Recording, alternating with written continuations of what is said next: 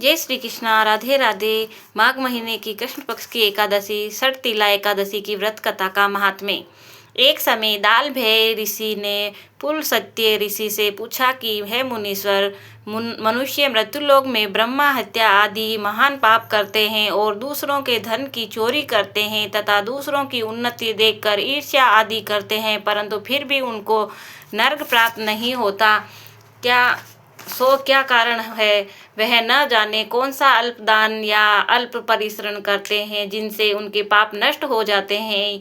यह सब आप कृपा पूर्वक कहिए। पुलस्त्य ने बोले, मुनि, आपने अत्यंत गंभीर प्रश्न पूछा है। इससे संसारी जनों को बहुत लाभ होगा। इसको इंद्र आदि देव भी नहीं जानते, परंतु हम आपको यह गुप्त भेद अवश्य ही बताता हूँ। माघ मास के आने वाले मनुष्य को स्नान आदि से शुद्ध रहना चाहिए। इंद्रियों को वश में करके तथा काम, क्रोध, लोभ, मोह, ईर्ष्या, अभिमान आदि को त्याग कर हाथ पैर धोकर पुष्य नक्षत्र में गोबर, कपास, तिल मिलाकर उबले बनाए उन कुंडों में 108 बार हवन करें और यदि उस दिन मूल नक्षत्र हो तो द्वादशी और तो नियम से रहें।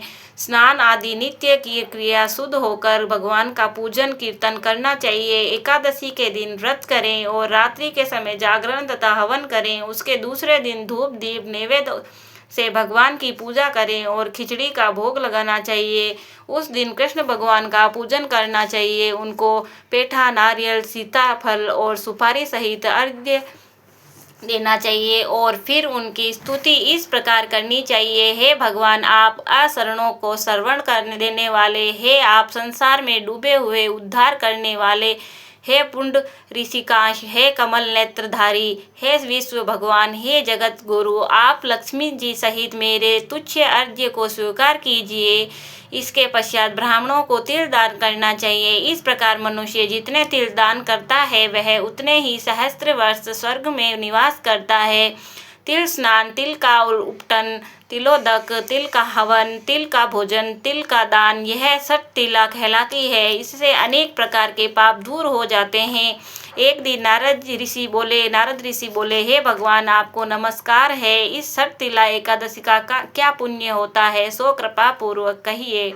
श्री कृष्ण कहते हैं कि हे नारद जी, तुमसे आंखों देखी सत्य घटना कहता हूँ, ध्यान पूर्वक सुनो। प्राचीन समय में मृत्यु लोक में एक ब्राह्मणी रहती थी। वह सदैव व्रत किया करती थी। एक समय वह 1 माह तक व्रत करती रही। इससे उसका शरीर अत्यंत दुर्बल हो गया। वह अत्यंत बुद्धिमान थी, परंतु फिर भी उसने कभी भी देवताओं तथा व्रतों पर अपना मन अस्थिर नहीं किया। इस प्रकार मैंने सोचा कि ब्राह्मणी ने व्रत आदि अपना शरीर शुद्ध कर लिया है तो और इसको वैष्णव लोग भी मिल जाएगा, परंतु इसने कभी अन्न दान नहीं किया। इससे इसकी तृप्ति नहीं होनी कठिन है।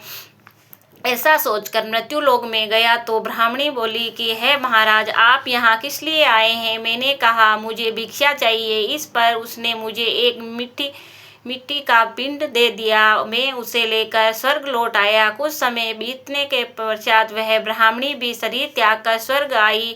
मृत पिंड के प्रभाव से उसे उस जगह एक आम वृक्ष सहित ग्रह मिला, परंतु उसने ग्रह की अन्य वस्तुओं को शून्य पाया।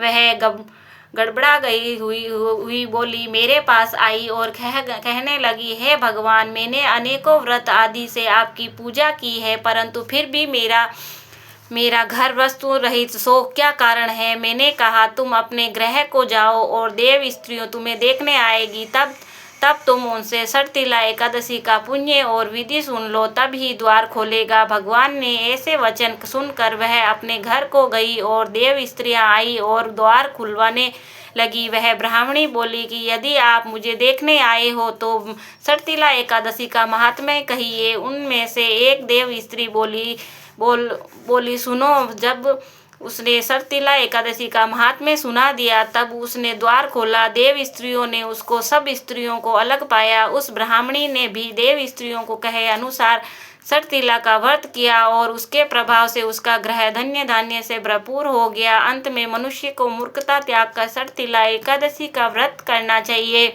इससे मनुष्य को जन्म जन्म आरोग्यता प्राप्त हो जाती है। इस व्रत से मनुष्य के समस्त पाप नष्ट हो जाते हैं। बोलो कृष्ण कन्हैया लाल की जय।